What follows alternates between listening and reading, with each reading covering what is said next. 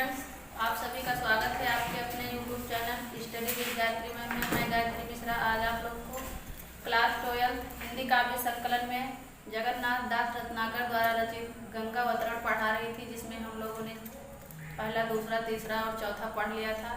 आज उसके आगे का पढ़ेंगे। चलिए देखते हैं। जहाँ कहीं भी आप लोग को ना समझ में आए कमेंट करिएगा और चलिए देखते हैं। कबहू सुधार अपार वेग नीचे को धावे, हर हरात लहरात सहस जोजन चली आवे।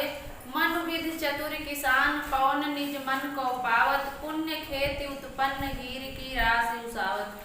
कबहू सुधार अपार वेग नीचे को धावे, कबहू सुधार कभी वो गंगा की धारा, अपार वेग मतलब बड़ी तेजी के साथ नीचे को धावे, धरती की ओर दौड़ती हुई या नीचे की ओर दौड़ी, और हर हरात लहरात सहस जोजन चली आवे, हर हर शब्द की आवाज करती हुई सहस जोजन मतलब हजारों योजन तक, लहरात लहराती हुई चली आवे मतलब चली गई। गंगा जी की वो सुंदर धारा बड़ी तेजी के साथ धरती की ओर या नीचे की ओर दौड़ी और हर हर शब्द की आवाज करती हुई हजारों योजन तक लहराती चली गई। मनुविध चतुर किसान मौन निज मन को पावत, ऐसा प्रतीत हुआ मनुविध चतुर किसान, विधि मतलब ब्रह्मा रूपी, मानो ब्रह्मा रूपी चतुर किसान, पवन मतलब वायु को, निज मन को पावत अपने मन के अनुकूल, पावत माने पा करके, ऐसा प्रतीत हुआ मानो ब्रह्मा रूपी चतुर किसान अपने मन के अनुकूल वायु को पा करके, पुण्य खेती उत्पन्न अपने पुण्य के खेत में उत्पन्न, हीर की राशि उसावत हीरे की फसल को उसावत माने हवा में उड़ा करके उसका कूड़ा करकट अलग कर रहा हो, ऐसा प्रतीत हुआ मानो ब्रह्मा रूपी चतुर किसान अपने मन के अनुकूल वायु पा करके पुण्य खेती उत्पन्न हीर की रास उसावत, अपने पुण्य के खेत में उत्पन्न हीरे की फसल को उसा करके या हवा में उड़ा करके उसका कूड़ा करकट अलग कर रहा हो। यही विध धावत धसत धरत धरकत सुख देनी, मनहु संवारत शुभ सुरपुर की सुगम निसेनी। विपुल वेग बल विक्रम कै ओजन उमगाई, हर हरात हर सात शंभु सन्मुख जब आई। यही विधि धावत धसत धरत धरकत सुख देनी, गंगा की वो तीव्र धारा बड़े वेग के साथ या तीव्र वेग से बहती हुई जब नीचे की ओर बढ़ रही थी तो भयंकर शब्द कर रही थी, लहराती हुई दौड़ रही थी। सुख देनी धरकत सुख देनी मतलब सुख देने वाली वो गंगा की धारा इधर उधर धंसती हुई, धसत मतलब धंसती हुई आगे की तरफ बढ़ रही थी। गंगा की वो तीव्र धारा या वो तेज धारा बहती हुई नीचे की ओर दौड़ रही थी या बढ़ रही थी तो भयंकर शब्द कर रही थी, लहराती हुई दौड़ रही थी। सुख देने वाली वो गंगा की धारा इधर उधर धंसती हुई आगे की तरफ बढ़ रही थी।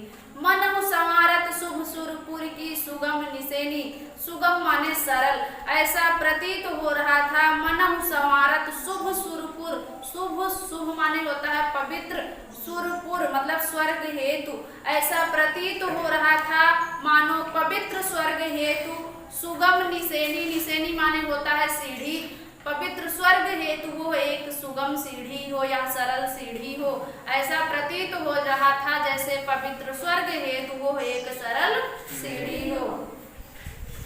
विपुल वेग बल विक्रम कै ओजन उमगाई, वो विपुल वेग एवं विक्रम मतलब पुरुषार्थ के साथ कै ओजन उमगाई अनेकों ओजन मतलब योजन तक दौड़ रही थी। वो विपुल वेग एवं पुरुषार्थ के साथ अनेकों योजन तक दौड़ रही थी। हर हरात हर सात शंभु सन्मुख जब आई, इस प्रकार उत्साह के साथ तरंगों वाली या अंगित तरंगित शब्दायमान गंगा, हर साथ माने हर्षित गंगा, शंभु सन्मुख जब आई, शंभु माने शिव के समीप पहुंच गई या उनके समक्ष पहुंच गई। इस प्रकार उत्साह के साथ हर हर शब्द की आवाज कर हर्षित गंगा शिव के समक्ष पहुंच गई। अगला देखिए, भई थकित छवि चकित हेरि हरि रूप मनोहर, होई आनहि के प्राण रहे तन धरे धरोहर, भयो कोप कै लोक चोप और उमगाई, चित चकनाई चढ़ी कढ़ी सब रोष रुखाई। भई थकित छवि चकित हेरि हर रूप मनोहर, शिव के रूप मनोहर यानी अनुपम एवं तेजस्वी रूप को देख करके गंगा धन्य हो गई या आश्चर्यचकित हो गई। शिव के अनुपम एवं तेजस्वी रूप को देख करके भई चकित मतलब गंगा जो है आश्चर्यचकित हो गई।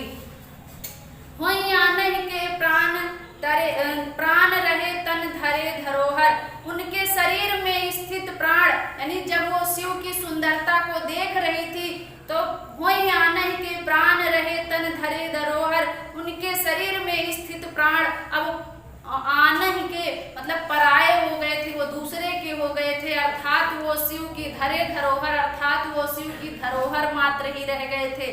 गंगा के शरीर में स्थित प्राण अब पराये हो गए थे, अर्थात वो शिव की धरोहर मात्र ही रह गए थे।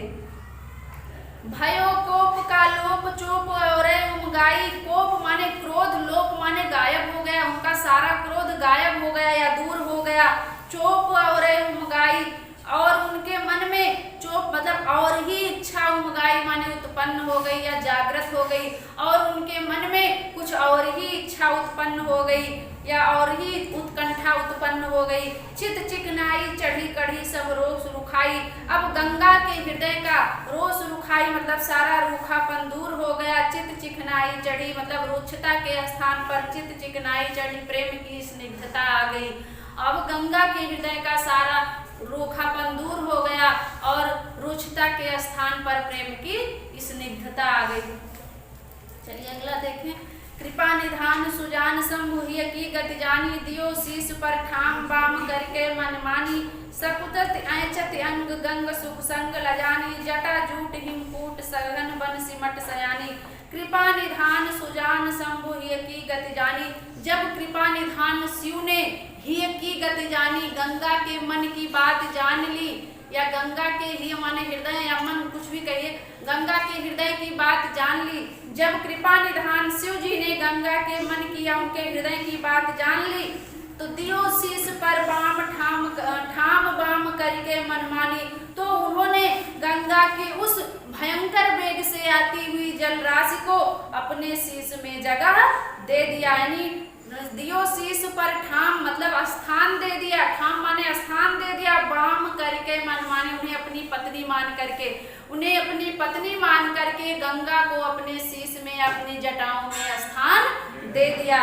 कृपा निधान शिव ने जब गंगा के हृदय की बात जान ली या उनके मन की बात जान ली तो उन्होंने उस गंगा के भयंकर वेग से आती हुई जल राशि को अपनी पत्नी मान करके उन्हें अपने शीश में जगह दे दिया। सकुचत ऐचत अंग गंग सुख संग लजानी, अपने समस्त अंगों को सकुचत मतलब संकुचित करके, ऐचत अंग गंग सुख संग लजानी समेट करके भगवान शिव की जटाओं में सीमित हो करके सुख संग लजानी गंगा सुख का अनुभव करने लगी। अपने समस्त अंगों को संकुचित करके और समेट करके भगवान शिव की जटाओं में गंगा सुख का अनुभव सीमित हो करके गंगा सुख का अनुभव करने लगी। जटा जूट हिमकूट सघन बन सिमट समानी, उनकी समस्त धाराएं उनके जटा जूट में इस तरह से समानी माने समा गई या लिप्त हो गई। उनकी समस्त धाराएं गंगा की समस्त धाराएं उनके जटा जूट में इस प्रकार से लिप्त हो गई या समा गई। जटाजूट हिमकूट मतलब जैसे उनके जटाजूट हिम मतलब हिम पर्वत, कूट सघन वन और घने वन हो, जैसे उनके जटाजूट हिम पर्वत और घने वन हो। गंगा उनकी जटाओं में इस प्रकार से लिप्त हो गई जैसे उनके जटाजूट हिम पर्वत और घने वन हो।